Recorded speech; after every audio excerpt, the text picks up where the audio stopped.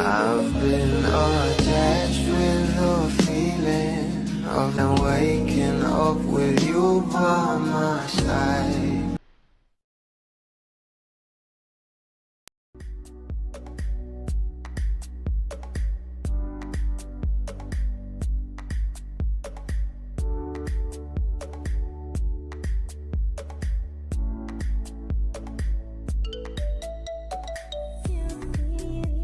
Kung makikita nyo nga guys, talagang masaya nga itong sila Ate Ella at ang kanyang husband, na kung saan talaga namang kitang kita nga rin dyan itong ating Bel Mariano katabi si Donnie Pangilinan, at kasama nga rin daw sa table nila ang mga kapatid ng ating Donnie.